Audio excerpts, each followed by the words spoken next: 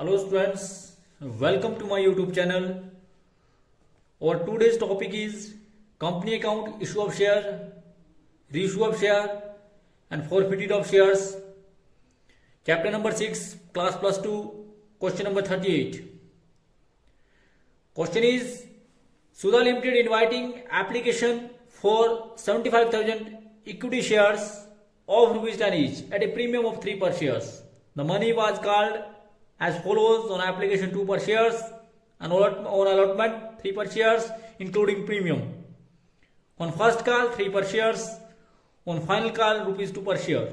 The company received application for 93,000 shares. Application for 3,000 shares were totally rejected and their money was refunded. The rest of the allotment was done on pro rata basis. The access application with the application was adjusted against amount due on allotment. A to whom 600 shares were allotted paid only application money.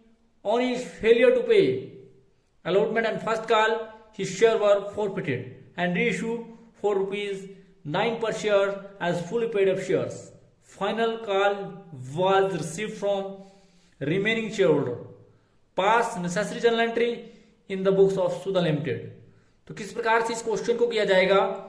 Question के अंदर very much clear, it is very much clear here कि आपने जनता को 75,000 share equity share issue किए at premium के साथ किए. जनता से जो आवेदन आया वो 93,000 शेयर का आया, जिसमें 3,000 शेयर आपने टोटली रिजेक्ट कर दिए और बाकी जो रिमेनिंग एप्लीकेंट बटे उनको आपने प्रो राटा बेस पे किया. यानी कि जिन बंदों ने 90,000 शेयर के लिए अप्लाई किया उनको आपने 75,000 शेयर्स दिए. इसका प्रो राटा बेस का मतलब ये है. और जो एक्सेस एप्लीकेशन बनी है वो आपने एडजस्ट करी अलॉटमेंट के साथ. ए जिसके पास 600 शेयर्स थे, जिसको 600 शेयर अलॉट किए थे, उसने एप्लीकेशन का ही पैसा दिया. उसने ना तो दिया अलॉटमेंट का और ना ही अदर कॉल्स का दिया. और उसकी फेलियर होने पर आपने अलॉटमेंट और फर्स्ट कॉल के फेलियर होने पर उसके शेयरों को जब्त कर लिया और उन शेयरों को 9 रुपए पर शेयर के हिसाब से आपने रीइश्यू भी कर दिया. Final call was received from the remaining shareholder. और जो फाइनल कॉल उसके बाद मंगाई, जर्नल एंट्री करनी है आपने in the books of Sudha limited.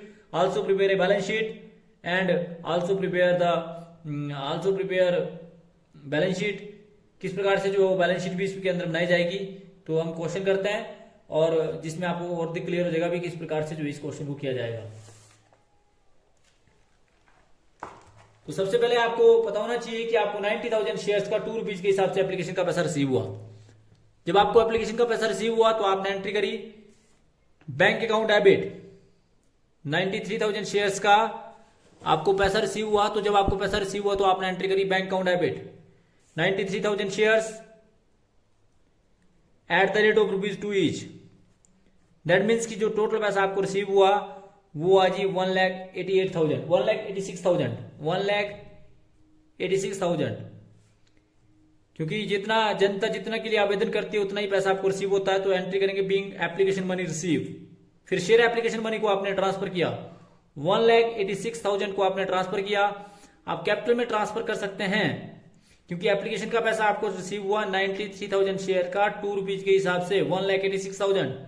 आप कैपिटल में 75,000 से ज्यादा ट्रांसफर कर नहीं सकते हैं क्योंकि जितने शेयर आप अलॉट करते हैं उससे ज्यादा आप जनता से मंगवाते नहीं है. तो इसलिए आपने एंट्री करी 2 शेयर अलॉटमेंट.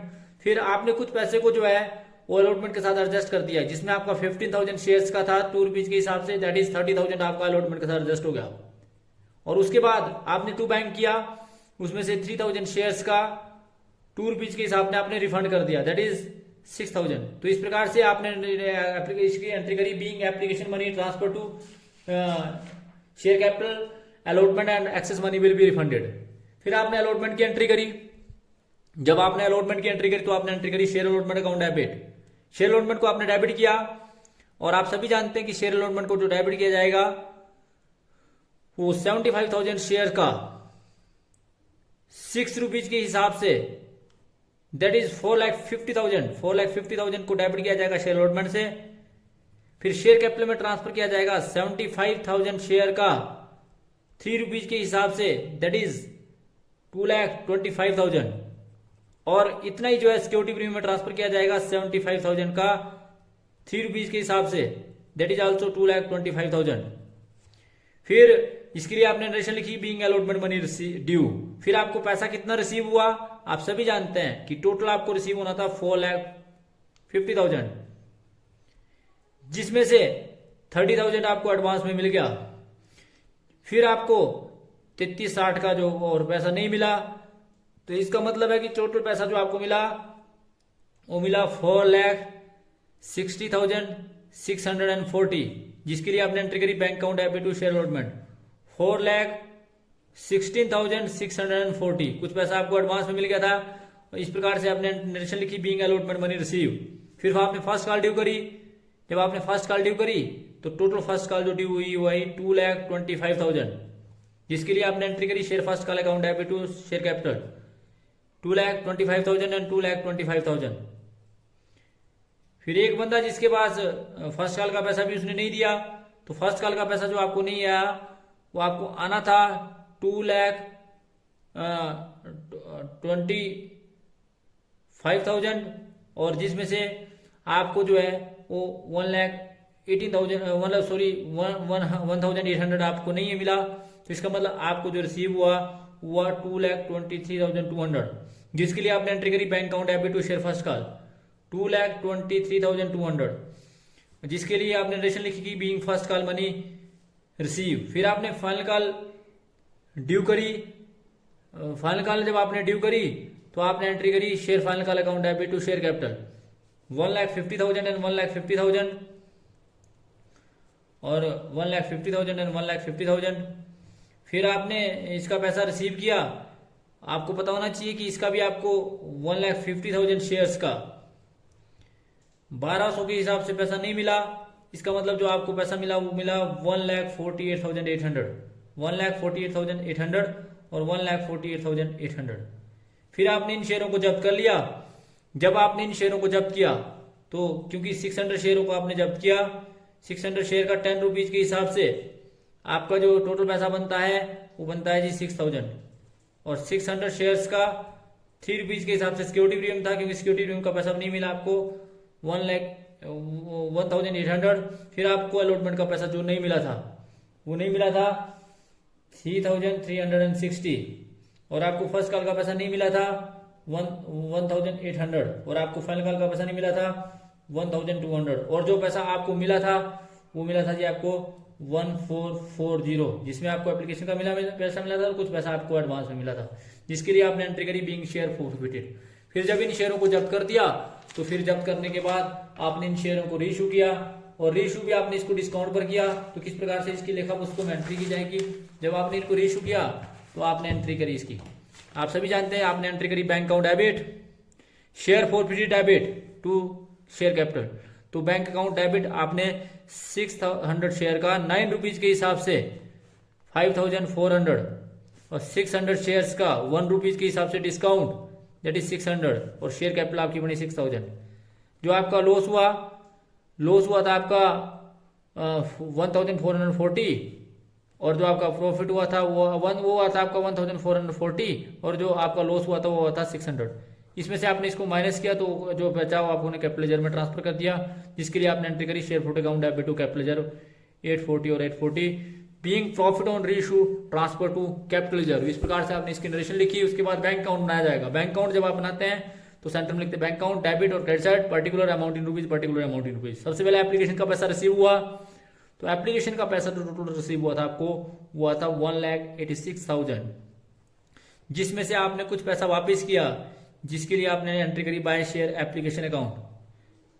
एप्लीकेशन अकाउंट को जो है वो क्रेडिट किया जाएगा, और वो कितने से किया जी आपने 6,000 से। फिर आपको अलॉटमेंट का पैसा मिला, वो मिला 4,16,640, और फिर आपको फर्स्ट कॉल का पैसा मिला।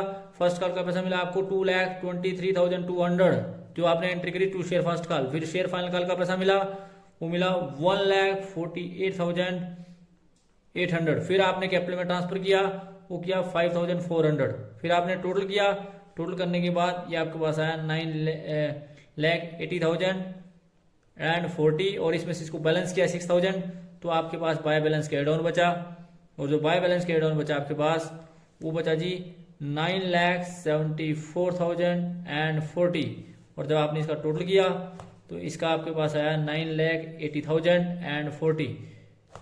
तो इस प्रकार से जो है आपने इसकी बैंक अकाउंट बनाया। बैंक अकाउंट बनाने के बाद आप इसकी बैलेंस शीट बनाएंगे। बैलेंस शीट को बनाने से पहले आपको नोट ऑफ अकाउंट बनाना पड़ेगा। नोट ऑफ अकाउंट में आपने शेयर कैपिटल जो आपके पास थी 75,000 शेयर्स की at the rate of ₹10 each, ये आपके पास आई 75,000, 7,50,000 आपका डिटेल अमाउंट में, और टोटल अमाउंट में भी 7,50,000। तो इस प्रकार से नोट ऑफ अकाउंट नंबर 1 बना आपका। ठीक है जी। उसके बाद नोट ऑफ अकाउंट नंबर 2 में रिजर्व एंड सरप्लस में सिक्योरिटी प्रीमियम रिजर्व है। सिक्योरिटी प्रीमियम रिजर्व में आपके पास, आप सभी जानते हैं कि आपके पास सिक्योरिटी प्रीमियम रिजर्व का जो टोटल पैसा बचा था वो बचा था 2,23,200, और कैपिटल रिजर्व में आपने ट्रांसफर कर दिया 840। तो अगर आप इसका टोटल करें तो आपके पास आया 2,24,040। फिर आपने कैश एट बैंक, जो कैश एट बैंक से आपका बैंक का बैलेंस आया वो आपके पास आया था 9,74,040। ये नोट ऑफ अकाउंट नंबर 3 आया आपका। तो नोट ऑफ अकाउंट नंबर 1 में आपकी शेयर कैपिटल आई थी। शेयर कैपिटल जो आपके पास आई थी वो आई थी जी आपकी 7,50,000। फिर आपका सिक्योरिटी प्रीमियम रिजर्व में रिजर्व एंड सरप्लस का आया था, और उसमें कैपिटल रिजर्व भी जोड़ा था आपने।